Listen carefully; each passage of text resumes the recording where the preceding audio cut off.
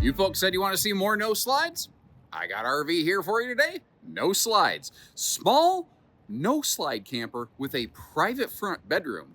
Now that is a very rare find. My name is Josh, RV Nerd. Welcome to Bish's RV, everybody. This little Wolf Pup 16cm is an extremely classic retro design, but given a lot of modern amenities and touches. We're looking at it today in the standard series. This is available in the black label package, which will add a number of things, but the fancy fiberglass, the fancy looking windows, it'll upgrade the bathroom fan, it'll give you solid surface kitchen countertops, a power tongue jack, and a bunch of other things. Keep in mind, there's two very different ways you can get this. They have different weights. They also have different price tags, so keep that in mind. And if you're ever curious, check the link in the video description, whether it's standard or black label. Anything that we have in stock will be listed right on our site with pricing for you. So there's a bunch of cool little qualities on this decent counter space for a small camper. Just a little either solo or me and you kind of dinette in the back. It's a good kind of camper, like if it's mostly one or two people, maybe just you and the dog, I don't know, something like that. But a totally private enclosed front bedroom in a smaller single axle camper that has less than 5,000 pounds GVW is not impossible to find otherwise, but not extremely common either. For the last 3 or 4 years, I have been harping on this group to give me one flippin' drawer in the kitchen area. They finally did it. Turns out there was some coding things that they had to accomplish, but basically they made it happen. But it's been based on a lot of viewer feedback, so please continue to provide your insights. What do you like? What do you dislike? And if you appreciate how we share the good with the bad, hit that subscribe button. Let's get inside. Now, if you watch my videos regularly, you know that I actually really dislike flipping over to a wide angle lens view. It just feels that's not how the RV actually looks. It skews things. Right now we're in flat lens view. So in a small camper like this where it's really tight quarters, there are times occasionally that I will utilize that crazy fisheye lens. I try to do it as little as possible. So I want to give you a good look at how this thing really looks over here. I think it was kind of a smart decision. Going with those storage totes to kind of simulate a pantry, and because they are now including a drawer, our friend Steve the Stovetop is making an appearance, everybody. He has a face like a Lego brick, and boy, do we love him. I like to just talk about things that maybe you won't like. Because if you don't like this RV, let's find out right now. And I'd rather respect you and your time. Like, this is not a centralized air conditioner. It's a 13,000 BTU full power roof air.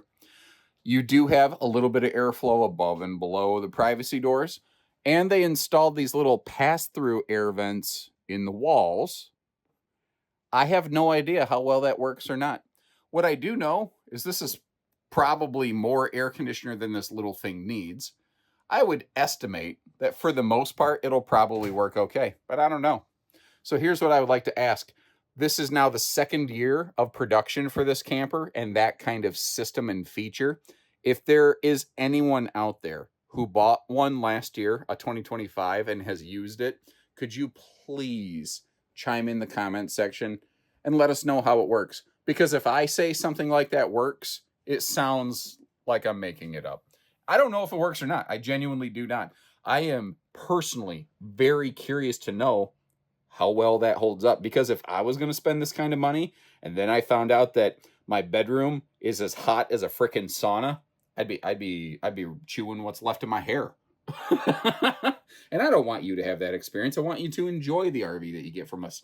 What is surprising is that is a pretty good sized dinette. Like, that's not just exclusively a little 2-person dinette. I'm not going to call it a 4-adult dinette. That's maybe I call it a 2-piece and a biscuit, where you've got an adult and a kid on either side, and that can fold down into a small sleeper. You notice the dinette doesn't go all the way against the wall, so it's not going to be like an adult-sized guest sleeper, but look at the window coverage back here. Yes, it's on the back side of the camper, but dude, that's kind of awesome. That's really rare to find. That level of window coverage in any small RV is kind of a rare thing. Something they don't do is they don't include what I call the anti-gravity doors. I don't know why this year I've really adopted that phrase. It's some big storage, but at the same time, the RV is only 6.5 foot tall, floor to ceiling. So like I can reach this stuff. I don't like that I have to hold it open with my head. But what I've seen some people actually do is get like a baggage door magnet hold back and put it up here on the ceiling. And a lot of times it'll grab that metallic handle, just enough to do the trick. I also like how they've gotten away from the big boxy valances and lambrequins. If you look at their window treatments, you're literally looking at the pleated shade. They just put a little board basically at the top right there. It's not flashy, it's not fancy, but it's not terrible either.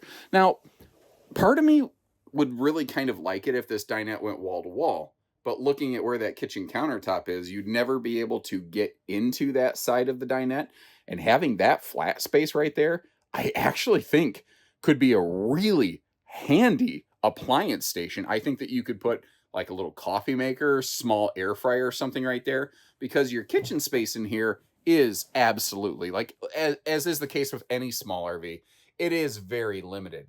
So anytime you have an opportunity to free up countertop space to do more with it, I think it's really smart and really useful. I actually think that extra box, plus it creates outside storage, but that box over there behind the dinette is a really handy thing.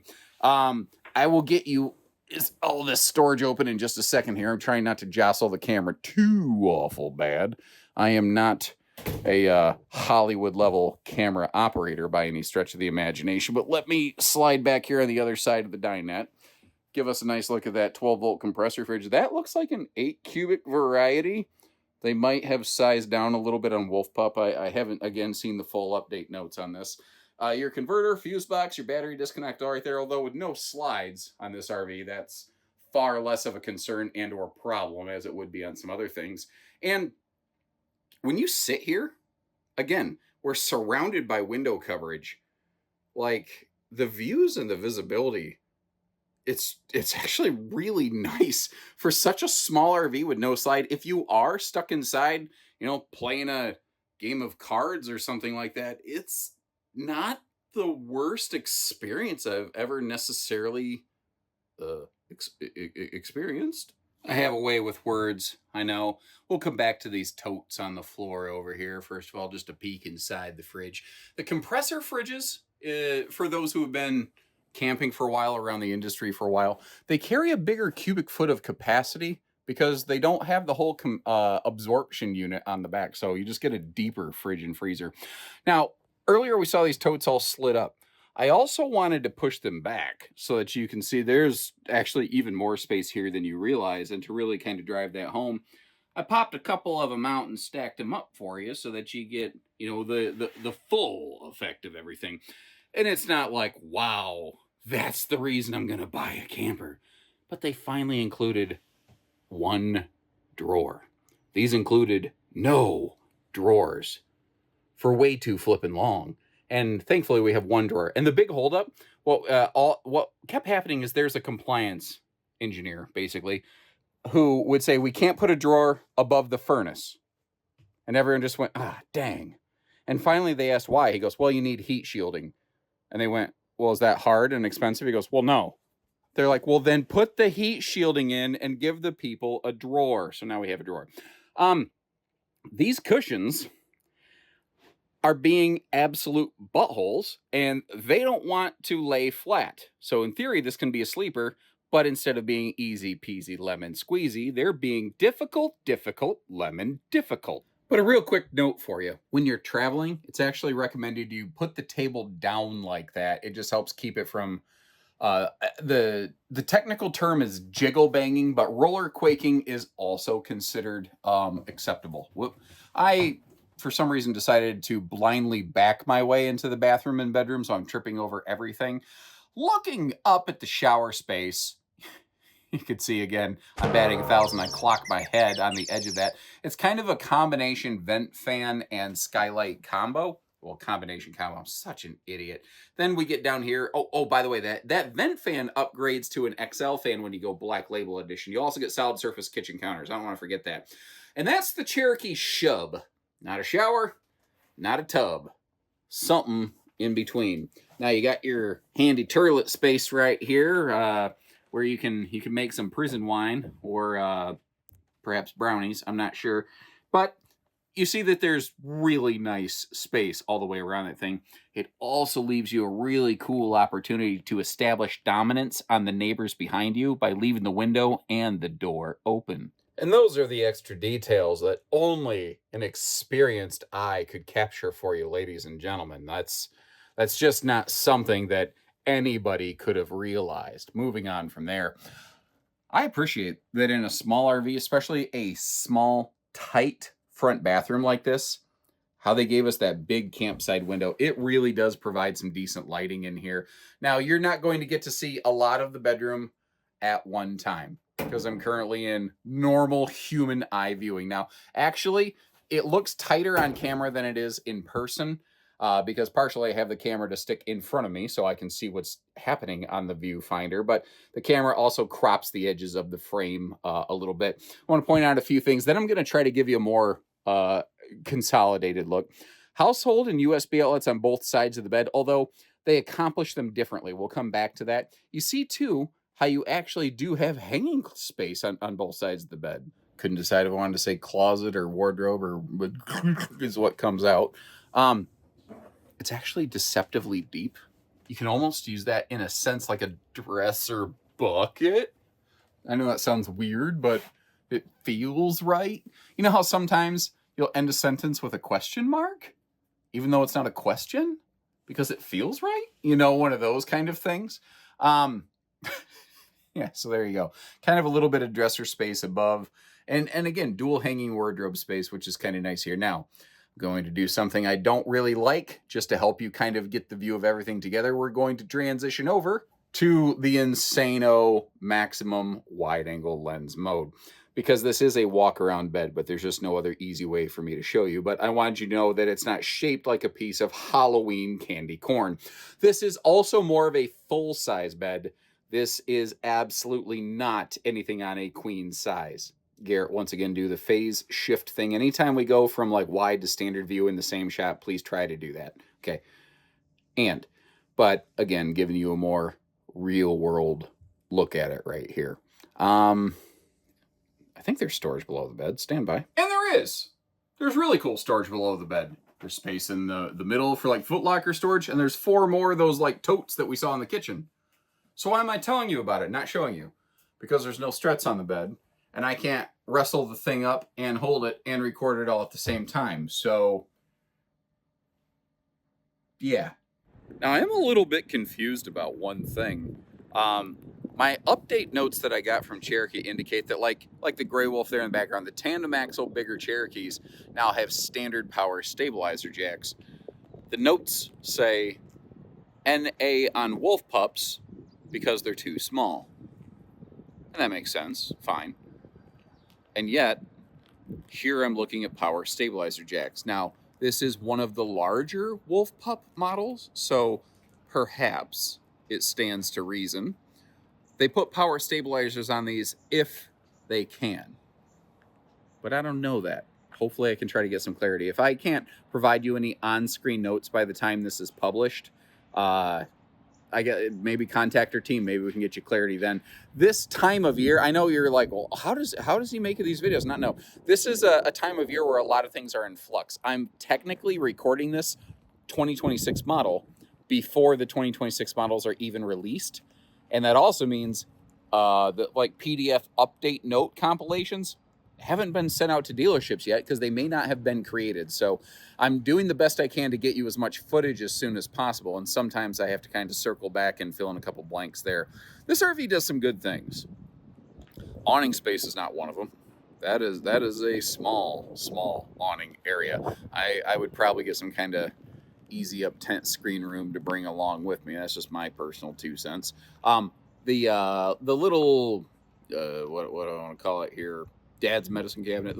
I think that's actually under the bathroom sink. Now that I'm looking at the position of it on the RV, this looks like it has historically what was called their adventure package, where it's got the bigger tire package, and you see little diamond plate skirting along the bottom of it right there. It's also got the drunken uncle leash latches on the corner here where you can tie me wallaby down sport. You may notice how that rear bumper sticks out a little bit too. I believe maybe it's Black Label. I think you can get one of those like fold down cargo racks on the back of these. Thankfully, spare tire standard. That's something that didn't used to be the case. And I do want to point out they are at least intelligent enough to make sure that their spare tire matches the tires on the ground. And I know that sounds really stupid. I've been doing this a long time. I've seen a lot of manufacturers offer tire upgrades and then not match the spare tire. Just utter stupidity. So they didn't do that here. The roof is walkable. There is no ladder prep. There is no by default access. So kind of keep that in mind. Bluetooth backup camera, still factory standard on these. You see how there's a little outside storage under that dinette bench. Every ounce counts. No storage gone to waste here. I want to point out a couple things that seem super small and stupid, but a lot of little campers just don't do them. The black tank flush below the window and the stovetop exhaust vent above the window. Little single axle campers like this very often will fail to include those features. You might notice this is a consolidated sewer outlet kind of camper. Usually you find that in single axles. It is very rare that a smaller camper like this does have 2 sewer outlets, but once again, I have seen it. It is an on-demand water heater. You do have a full hot, cold outside utility shower. And remember, we're looking at the standard tin skin series today. They do offer that Black Label package, which gives you that smexy, smooth fiberglass. It is still a stick-built frame, though. It's what I call a stick and slick construction instead of stick and tin construction. Another note, these are 7.5 foot wide. So they're basically about the same width as a mid-size tow package pickup that, you know, would make a good pairing for something like this or a larger SUV. I do still recommend tow extension mirrors. Now, a couple things up here. On the front, the standard series, you have the Cherokee quick drop stabilizer. You actually have a, let me roll this over so that I believe that, there you go, that exposes a little hex nut so that you can get your drill adapter go, and I think it's 8 seconds up and down. You can run that tongue jack. The, pardon me, Black Label edition will actually go to a power tongue jack and also include a hard shell propane cover just for a little bit extra aesthetics and protection. As always, check the links in the video description if you want to see pricing and availability. Remember, standard series and Black Label should appear under the same link, assuming we have them in stock. You know, some very different price tags there. Shipping distance will also quickly, by thousands of dollars, change price tags on things. But we show that right on our website. We don't have extra fees added on to the price tag after you see it at our stores. We just don't do that. If you want a little more space than this, take a look at the 17SC. It has a living room sofa slide, still a private front bedroom. Very similar kind of concept, very different floor plan in the living room and kitchen though. And short of that, I'll dig up a couple other things that maybe might be of a similar interest or category, and I'll leave some links for you down there in the video description. So when you're ready, we're ready. Until next time, take care, stay safe, have fun, and happy camping, everyone.